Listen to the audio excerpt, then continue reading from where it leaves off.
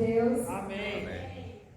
Como eu estava dizendo, é um prazer poder estar aqui hoje compartilhando com vocês a palavra do Senhor. Meu nome é Lívia, para quem não me conhece, eu vejo que tem gente nova aqui que eu ainda não conheço. Então, sejam todos muito bem-vindos à casa do Senhor. Hoje nós vamos falar um pouco sobre uma parábola que está lá no livro de Lucas, no capítulo 15. Podem abrir. Lucas 15, capítulo 15.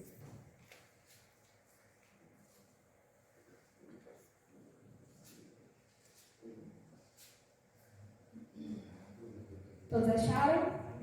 Amém? Vamos fazer uma oração, Senhor. Senhor Deus, obrigada pela oportunidade de estarmos todos aqui na sua casa. Obrigada porque Tu és bom e porque em meio a fazeres, em meio a diversões, o Senhor nos trouxe para o melhor lugar do mundo, que é os Teus pés. Amém. Te agradecemos por essa oportunidade e Te agradecemos porque Tu se fazes presente aqui entre nós. O Senhor veio me usar para que eu fale apenas aquilo que o Senhor quiser, Senhor, e nada mais. Esteja conosco, abre os nossos corações e as nossas mentes. No nome de Jesus. Amém. Lucas 15, a partir do versículo 11, vai contar a história do filho pródigo. A parábola do filho pródigo. Vamos começar a leitura. E Jesus... E continuou. Certo homem tinha 2 filhos.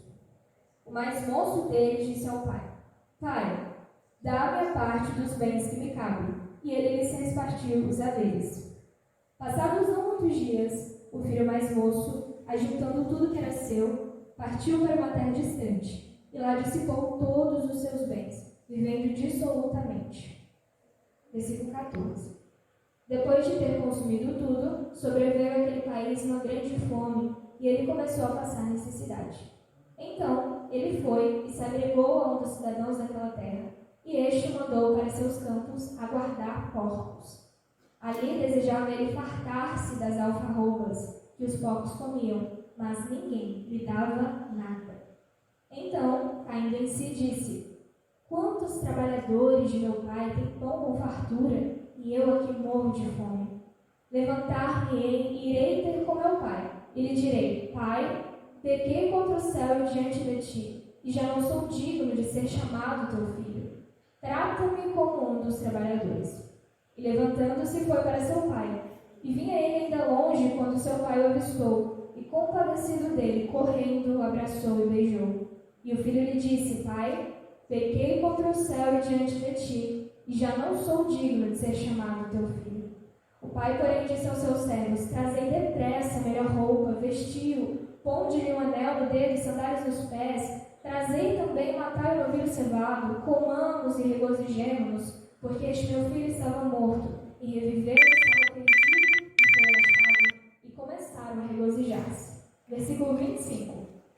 Ora, o filho mais velho estivera no campo, e quando voltava, ao aproximar-se da casa, ouviu a música e as danças, e chamou um dos criados e perguntou-lhe o que era aquilo. E ele informou: Veio teu irmão e teu pai mandou matar o novilho cevado, porque o recuperou com saúde. Ele se indignou e não queria entrar. Saindo, porém, o pai procurava conciliá-lo.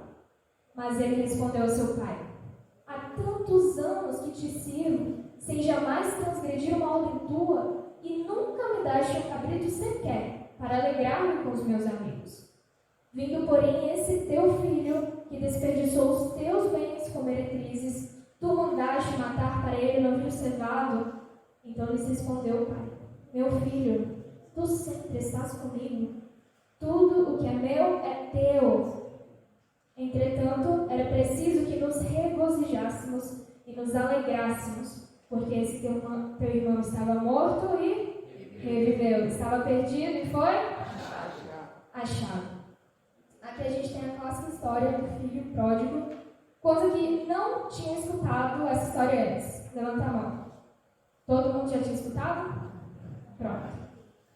É interessante que quando essa história ela é contada para os povos lá do Oriente Médio, eles ficam muito espantados, eles acham muito esquisito, eles ficam realmente chocados com essa história. Por quê? Porque lá, no Oriente Médio, a cultura deles, a figura paterna, ou seja, o pai da família, ele tem um papel, ele é representado por muita autoridade e respeito. Então, quando o pessoal lá do Oriente Médio escuta essa parábola, eles ficam, gente, que esquisito, porque esse filho tratou de tão mal educação com o pai dele, pedindo a herança. Por quê? Lá no Oriente Médio, a herança ela só podia ser partilhada quando o pai morria. Então, se o pai ainda estava vivo e o filho ia e pedia a herança para o pai, era a mesma coisa que ele está dizendo: ó, pai, eu quero que você morra, quero que o senhor morra, porque eu quero logo a herança. E isso era um insulto, né? Já pensou vocês que são pais e mães aqui? Quem é pai e mãe? Levanta a mão. Já pensou o filho de vocês chegar para vocês e falar: pai, mãe, eu quero que vocês morram porque eu quero dinheiro? Já pensou? Isso não é um insulto grave? Então era assim que eles se sentem quando escutam essa história. Eles ficam realmente muito chocados. E por que aqui no Ocidente a gente acha um pouquinho esquisita essa história, mas não é tanto, para nós não é tão estranho quanto é lá? Porque desde a Segunda Guerra Mundial, a figura paterna ela veio sendo desconstruída, principalmente para os jovens. Então, por exemplo, quando a gente pega alguns desenhos, alguns filmes, eles tratam a figura do pai de uma forma muito tola, muito inútil, muito como um paspalhão, como um palhaço. Então, por exemplo, se a gente pega o desenho dos Flintstones, eu acho que o pessoal que é mais velho já deve ter assistido, eu já assisti um pouco, né? Que é um desenho de uma família que vivia no Pico das Cavernas. Então lá o pai, ele era um paspalhão, ele era um bobão, era um tolo, não tinha pulso firme, não tinha autoridade na casa. A gente também pode ver pelo desenho Simpsons, né? O pai, ele é um palhaço, é um tolo, sem moral nenhuma, completamente sem dignidade, sem nenhum tipo de respeito.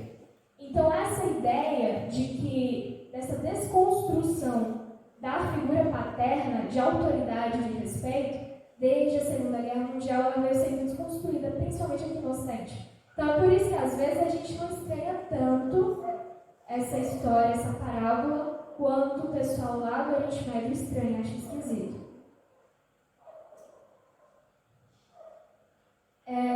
Fazendo aqui, vamos pegar essa história, essa parábola, e trazer um pouco para os dias atuais. Vamos fazer um paralelo como se ela tivesse acontecido nos dias de hoje. Ela aconteceu lá no passado, mas vamos fingir que ela aconteceu hoje. Como é que seria? Como ficaria essa história? Teria um homem, esse homem teria uma empresa, e ele também tem 2 filhos. O filho mais velho dele é muito dedicado à empresa do pai. Então ele é aquele tipo de funcionário que chega primeiro em todo mundo e sai por último. Ele já faz a administração, porque ele sabe que quando o pai aposentar ou quando o pai morrer, ele que vai tomar conta da empresa. Ele está ali super ligado nas parcerias com outras empresas, no marketing, enfim, tá? É super antenado, dedicado no trabalho.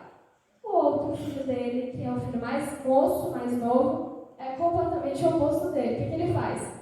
Ele gasta todo o dinheiro do seu pai. Em quê? Em farras, em bebidas, com os amigos, fazendo tudo assim, não faz nada no trabalho, mas gosta de farrear. Então é completamente o oposto do outro irmão. E aí, esse irmão mais novo, que gosta só de curtir a vida e não gosta de ter responsabilidades, ele chega para o pai dele e fala: pai, eu quero minha parte da herança, daí que eu quero ver minha vida, eu quero curtir a minha adolescência, a minha juventude, estou muito novo, quero curtir minha vida, dá meu dinheiro e quero ir embora. E aí o pai, ele vai fazer o quê? Ele vende uma parte dessa empresa e dá o dinheiro para o filho mais novo ir lá viver a vida dele. Esse filho faz o quê? Gasta todo o dinheiro da herança dele em quê? Em festas, em bebidas, com os amigos, fazendo só farreando. E aí chega o momento que esse dinheiro faz o quê? Acaba. O dinheiro acaba. E antes que ele ficava naquele hotel mega luxuoso, agora ele vai para quê? Está praticamente morando na rua, porque não tem mais como custear um lugar para ficar, não tem mais onde comer. E aí ele pensa pensa, gente, o que é que eu vim fazer na minha vida? Onde eu vim parar? Nem os trabalhadores, nem os funcionários do meu pai vivem desse jeito. E eu, que sou o filho do dono de um pai rico, estou aqui passando necessidade. E ele vai decidir voltar para casa e falar com o pai, pai, desculpa, eu pequei contra o Senhor, eu fiz o que era errado, me dei mal, mas estou arrependido, quero voltar para casa, me aceito como um dos teus trabalhadores. E aí esse pai, ele vai e faz o quê? Recebe esse filho, ele coloca o que no dedo dele? Um anel, o que nos pés? Sandálias e uma capa, uma túnica, uma roupa nova. Esse anel, as sandálias e a túnica, ela tem um significado. Vocês lembram de José do Egito? O que foi que o pai de José deu para ele usar, que os irmãos ficaram com inveja? Uma túnica está lá. Uma túnica está lá, Sacerdotal. E o que foi que o faraó colocou no dedo de José quando ele se tornou governador do Egito? Um anel. Um anel. Então, o que isso significa? Isso traz a simbologia de que ele exercia uma função importante, que ele tinha uma função importante, que ele fazia algo que era especial, que era de governo. Então, olha só o que acontece. Esse filho mais novo, ele recebeu as mesmas coisas que José do Egito. Então, ele foi, gastou tudo que tinha, ele volta, o pai recebe, e ele ainda recebe o quê? Uma função importante ali na casa do pai. E aí pronto, esse pai, ele vai, faz uma festa, chama todo mundo para fazer o quê? Para celebrar a volta desse filho. Só que, e o filho mais velho? O filho mais velho estava voltando do trabalho, vê aquela música toda, aquele movimento ali e pergunta, o que está acontecendo aqui? O que está acontecendo? E ele conta para ele, seu irmão mais novo chegou aí, ele voltou. E o seu pai está dando uma festa. E esse irmão mais velho, ele fica indignado. Ele fica, eu não acredito que isso está acontecendo. Eu que me mato nesse trabalho, trabalhando, servindo meu pai, e ele não dá nada. E o irmão lá, meu irmão, que foi pro mundo, fez tudo que era, gastou todo o dinheiro, voltou e o pai deu uma festa. Ele fica mais indignado.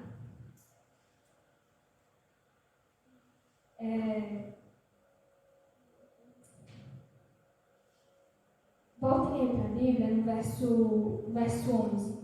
Como é que inicia essa parábola? Qual a palavra que dá início a essa parábola? Continuou.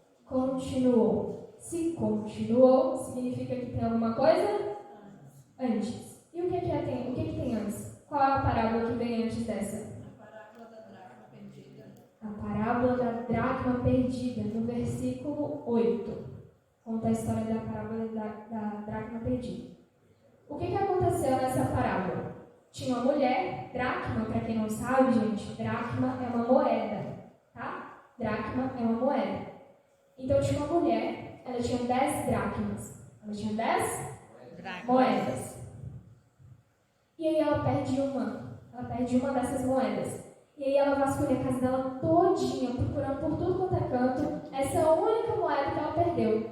E aí depois ela encontra, depois de ter virado a casa inteira em busca dessa moeda, ela chama as amigas dela e ela vai celebrar porque ela encontrou essa moedinha perdida. Parece uma história muito simples, muito infantil, por que será, né? Mas a gente vai entender um pouquinho depois. Mas como que inicia essa parábola? Qual a palavra que dá início a ela? Ou. Começa com ou. Se tem ou, quer dizer que tem uma coisa? E qual a parábola que tem antes? A parábola Da ovelha perdida. A parábola da ovelha perdida, no versículo 3, né? Versículo 3. A parábola da ovelha perdida é basicamente assim. Tem um pastor, ele tem 100 ovelhas, só que uma ovelha se perdeu no deserto. Uma ovelha se perde no deserto. E aí ele vai, deixa as 99 e vai para o deserto encontrar essa única ovelha que se perdeu. E aí quando ele encontra a ovelha, ele volta, leva ela para casa e chama todos os seus amigos e faz uma festa celebrando o encontro dessa única ovelha. É interessante notar que tanto no último versículo da parábola da ovelha perdida, que é no verso 7, fala: digo-vos que assim haverá maior júbilo no céu por um pecador que se arrepende do que por 99 justos que não necessitam de arrependimento. E no último versículo da parábola da dracma perdida, que é o versículo 10, fala que eu vos afirmo que de igual modo há júbilo diante dos anjos de Deus pelo pecador que se arrepende. Então aqui ele enfatiza muito a questão do pecador se arrepender. Mas como que inicia a parábola da ovelha perdida? Qual a palavra? Então, Se tem então, quer dizer que tem uma coisa? Antes. E o que tem antes? Tem 2 versículos aí, vamos ler a partir do versículo 1. Versículo 1 do capítulo 15. Fala assim, ó. Aproximavam-se de Jesus todos os publicanos e pecadores, para o ouvir. E murmuravam os fariseus e os escribas, dizendo: este recebe pecadores e come com eles. Então, olha só. A gente tem Jesus, que ele está comendo e está conversando com publicanos e com pecadores. E do outro lado, a gente tem fariseus e escribas criticando Jesus, falando: oxe, o que Jesus está fazendo ali com aqueles pecadores? O que Jesus está fazendo comendo com os publicanos? Então, de um lado, a gente tem Jesus com esses publicanos e pecadores, comendo e recebendo eles, e do outro, a gente tem os fariseus e escribas criticando a Jesus.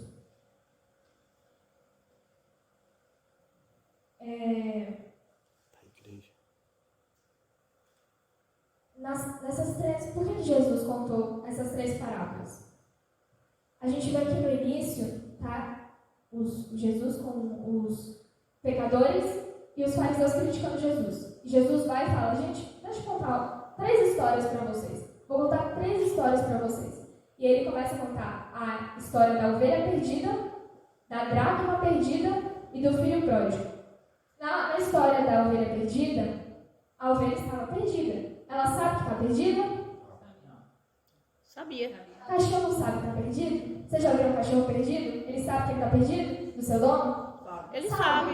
Cachorro sabe que está Só perdido. não sabe, também não sabe voltar, mas sabe que Mas tá ele perdido. sabe que ele está perdido. Pode não saber o caminho, mas ele sabe que está perdido. A ovelha também sabia que estava perdida. Só que ela estava perdida onde? No deserto. Ou seja, ela estava perdida fora de casa. Ela sabia que estava perdida e estava perdida fora de casa. Já na parábola da moeda, da dracma perdida, moeda sabe que está perdida? Não. Não sabe que está perdida, né, gente? Mas ela estava perdida onde? Dentro de casa. Dentro de casa. Perdida dentro de casa, nem sabia que estava perdida. Pois é, estava dentro de casa, não sabia que estava perdida. E na parábola do filho pródigo, nós temos os 2 filhos, né? O título é filho pródigo, mas tem esses 2 filhos. Um era o filho mais moço e o outro era o filho mais velho. O filho mais moço, ele estava perdido. E ele estava perdido onde? Fora de casa. E o filho mais velho estava perdido. E estava perdido dentro de casa. Mas ué, o filho mais velho estava perdido. Tava. Tava? Volta aí pro versículo 11. Versículo 11, capítulo 15. Só para a gente dar uma fechada nisso aqui, ter essa certeza de por que o filho mais velho estava perdido. Fala assim, ó.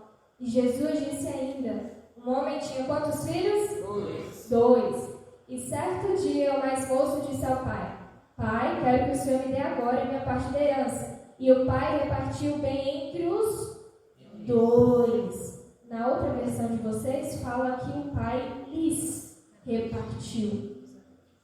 Lhes repartiu os amores. Lhes quer dizer que está no plural. Então ele não repartiu só para o filho mais moço que pediu. Ele também repartiu para o filho mais velho.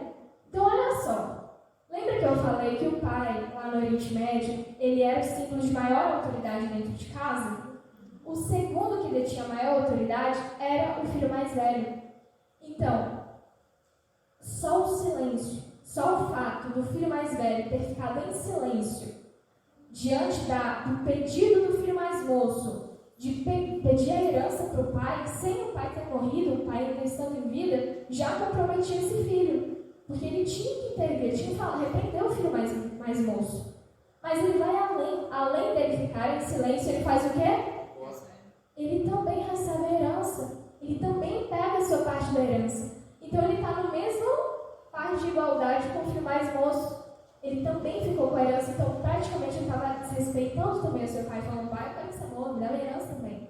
Então o filho mais moço estava perdido e o filho mais velho também estava. A única diferença entre esses dois filhos é que o filho mais moço, pelo menos, ele era sincero quanto aos seus sentimentos incorretos. Enquanto o filho mais velho, ele era um hipócrita. O filho mais velho, ele era um hipócrita. Tem uma frase que eu acho que faz muito sentido, que fala assim: Deus é menos ofendido pela sinceridade de um pecador do que com a hipocrisia de um santo. Forte essa frase, né? Fala de novo. De novo, ó. Deus é menos ofendido pela sinceridade de um pecador do que com a hipocrisia de um santo. Misericórdia. É verdade. Porque vejam só, um pecador que é sincero, ele pelo menos sabe que ele está no erro. E se ele tendo a consciência que ele está no erro, ele pode se arrepender. Ele pode se arrepender, ele pode ter o perdão. Mas um santo, que se diz santo, que peca, que está ali na lama, mas ele acha que ele é um santo, que ele não precisa se arrepender, que ele não tem pecado. Logo, ele não tem acesso a arrependimento, porque ele não sente essa necessidade. Então, ele não pode receber perdão. Então, a diferença é essa. Por que Deus ele é menos ofendido com a sinceridade de um pecador do que com a hipocrisia de um santo? Porque o pecador que é sincero, ele pode se arrepender. Mas o santo, que é hipócrita, ele não sente necessidade de arrependimento e por isso ele não recebe o perdão de Deus. Muito bem, Deus tem, tá? Então, esse é o cenário. Nós temos um filho que sabe que está perdido fora de casa. Nós temos um outro filho que não sabe que está perdido e está perdido dentro de casa. E o pior, gente, é que quando o filho que estava perdido lá fora de casa, ele volta para casa, o filho mais velho não aceita isso. O filho mais velho fala, não, ele não pode voltar. Ele tem que ficar lá, deixa ele para lá, ele tomou as decisões dele, ele não pode mais voltar, ele não tem mais espaço aqui. Muitas vezes isso acontece na nossa vida. Às vezes a gente que tem mais tempo na igreja, ou já nasceu na igreja aqui, né, desde pequenininho, a gente, quando vê o outro que está lá fora, a gente sente no poder de falar, não, ele não pode. Esse aqui não pode vir. Mas a verdade é que Jesus, ele estende os seus braços para todos. A salvação não foi só para os que estão aqui. A salvação é para os que estão lá fora também. Só que eles precisam chegar até nós. Nós precisamos ir, na verdade, até eles para trazê-los até aqui. E nós temos que ficar também de olho, porque nós podemos ser aqueles que são hipócritas aqui dentro. Então, nós precisamos ser sinceros, nosso coração precisa estar em verdade diante do Senhor, porque Jesus ele é o caminho, a verdade e a vida. Não há mentira no Senhor, não há espaço de erro para o Senhor. Então, Ele é a verdade. E nós precisamos ser sinceros diante do Senhor. Se nós estamos no erro, mas nós sentimos a necessidade de arrependimento, de voltar atrás, de voltar ao Senhor, nós temos que ser sinceros em contar isso. E se nós estamos aqui achando que, sabendo que estávamos errados, mas só caiu a ficha agora, a gente também tem que ser sincero ao Senhor e falar, Senhor, eu estava sendo hipócrita, mas eu quero voltar para os teus braços e ser sincero e genuíno perante o Senhor. Vocês notaram que essa parábola ela não tem um final, ela não tem um desfecho? Porque ela termina no impasse. A gente não sabe se o filho mais velho entrou na casa para celebrar ou se ele continuou lá fora murmurando. E por que isso acontece? Quando a gente vai ver os dois primeiros versículos do capítulo 15, a gente consegue encontrar o paralelo do o mesmo que acontece no final, é a mesma situação que está no início. Jesus no início, comendo e recebendo pecadores e publicanos, e os fariseus do lado de fora, criticando Jesus por isso. E no final a gente tem o quê? O filho pródigo, que voltou para casa, estava celebrando ali com seu pai, e do lado de fora o filho mais velho, criticando o pai, porque o filho mais novo estava ali. sei com qual personagem, qual desses personagens você se identifica. Eu não sei se você se identifica com o filho mais novo, que estava perdido lá fora, mas que necessita voltar, ou se você se identificou com aquele que estava perdido aqui dentro, que também necessita voltar. Eu não sei se você se identifica com a ovelha perdida ou com a dracma perdida, mas o fato é que existe alguém que está à nossa procura. Assim como a ovelha, assim como o pastor que foi buscar a ovelha no deserto porque ela estava perdida, Jesus também vai onde quer que for para nos buscar.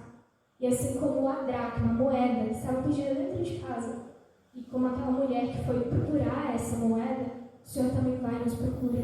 Não importa onde, não importa quando, não importa como, tem alguém nos procurando, e esse alguém é Jesus. Amém. E se você está aqui hoje, significa que você escutou Ele, significa que Ele te achou, significa que você se deixou ser achado por Ele. E glória a Deus por isso, né? Amém por isso. Que bom que todos nós estamos aqui. E uma vez que você for achado, permita que Jesus também ache os outros. Não impeça que o seu irmão volte para casa. Não impeça a entrada dele aqui, mas o receba com muita alegria, de braços abertos. Porque esse é o nosso papel. O nosso papel na salvação é simplesmente não atrapalhar o papel de Deus. E o papel dele é salvar o perdido. Então deixe que o Senhor salve o perdido, não impeça que ele venha. Acolha. Nós temos que acolher os nossos irmãos, temos que recebê-los com muita alegria. Porém, que nós possamos deixar todo o nosso preconceito, todo o nosso orgulho de lado e deixar que Deus nos salve, porque Ele quer nos salvar. E se nós abrirmos nosso coração para Ele, Ele vai fazer isso.